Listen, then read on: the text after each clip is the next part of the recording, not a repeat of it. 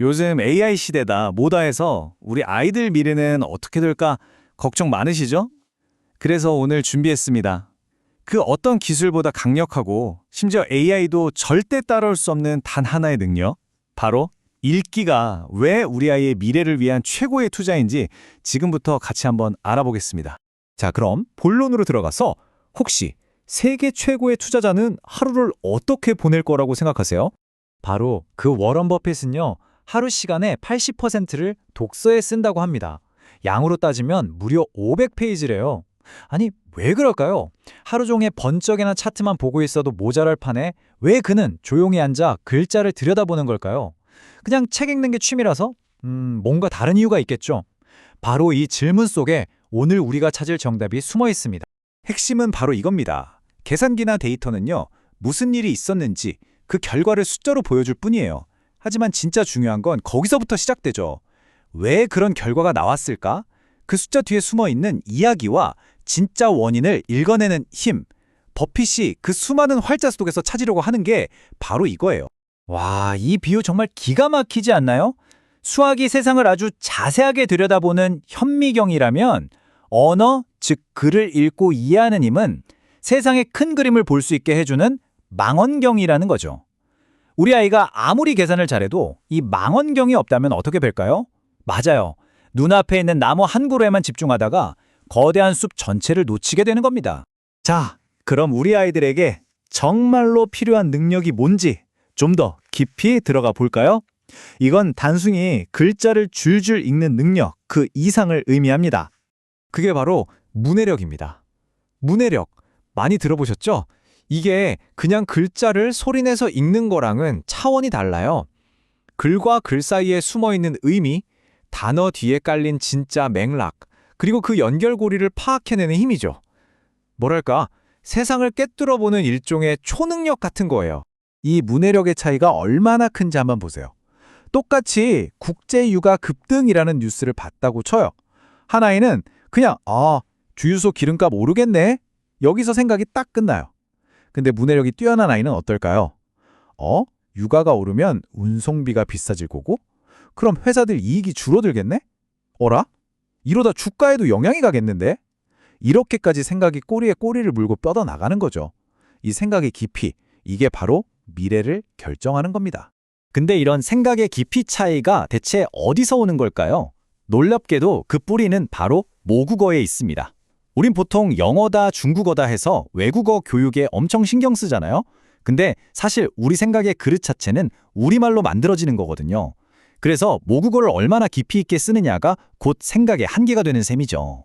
인플레이션, 양적 완화, 이런 어려운 경제 용어를 그냥 단어로만 외우는 거랑 그래서 내용동 가치가 떨어지는 거구나 하고 내 삶과 연결해서 이해하는 건 하늘과 땅 차이잖아요.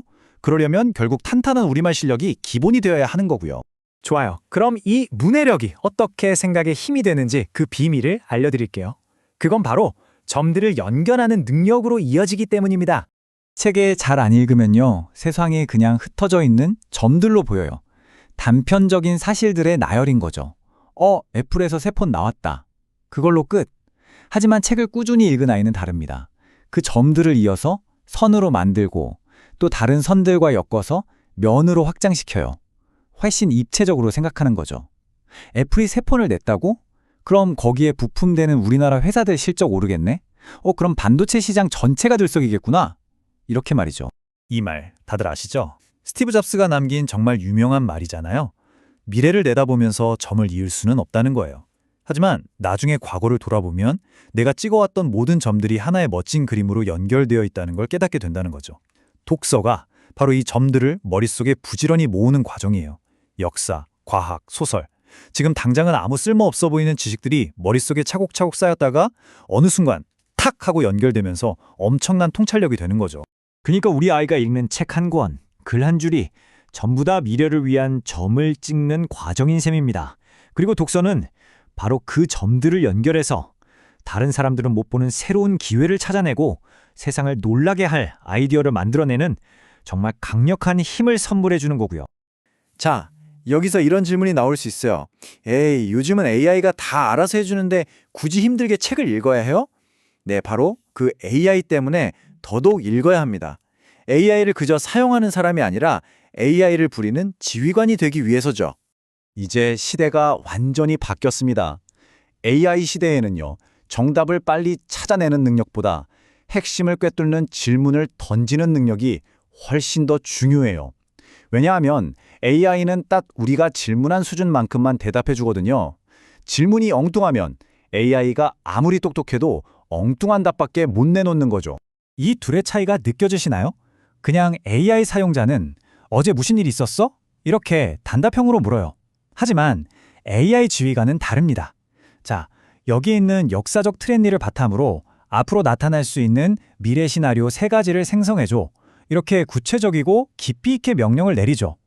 결국 AI에게 지시를 받는 사람이 될 것인가, AI에게 명령을 내리는 사람이 될 것인가의 차이입니다. 그럼 이런 멋진 지휘관이 되려면 뭐가 필요할까요? 바로 이 지휘관의 도구함을 꽉 채워야 하는데요. 이걸 채울 수 있는 거의 유일한 방법이 바로 독서입니다. 창의력, 인간에 대한 깊은 이해, 비판적으로 생각하는 힘, 그리고 핵심을 찌르는 질문을 던지는 능력까지 이 모든 게 바로 책 속에서 나옵니다. 자, 이제 슬슬 결론으로 가보겠습니다. 그렇다면 우리가 우리 아이에게 물려줘야 할 가장 위대한 유산, 과연 뭘까요? 그건 바로 스스로 배우는 힘, 영어로는 learnability라고도 하죠. 세상이 앞으로 어떻게 얼마나 정신없이 바뀔지 아무도 모르잖아요. 어떤 새로운 기술이 나와도 괜찮아요. 스스로 배우고 적응해서 결국 살아남는 힘. 독서가 바로 이 궁극의 생존 기술을 우리 아이에게 선물하는 겁니다. 자, 부모로서 한번 상상해 보세요. 여러분 앞에 버튼이 2개 있습니다. 하나는 누르면 아이에게 당장 10억 원이 생겨요. 다른 하나는 그 10억 아니 100억이라도 스스로 벌어낼 수 있는 능력이 생깁니다. 어떤 버튼을 누르시겠어요? 독서는 바로 이 2번째 버튼입니다. 평생 마르지 않는 샘물 같은 자산을 만들어주는 힘이죠. 결국 우리가 아이에게 물려줘야 할 진짜 최고의 유산은요, 당장 눈에 보이는 돈이나 자산 포트폴리오가 아닙니다. 바로 자기 스스로의 힘으로 자신만의 인생 포트폴리오를 멋지게 구축해 나갈 수 있는 능력, 바로 그겁니다. 그리고 그 모든 힘의 가장 근본적인 원천은 읽기에서 시작되는 거고요. 오늘 이 이야기가 끝나면 아이 손잡고 동네 서점이라도 한번 들러보시는 건 어떨까요? 여러분의 아이는 내일, 그리고 더 먼 미래에 이 세상을 향해 과연 어떤 멋진 질문을 던지는 사람으로 자라게 될까요?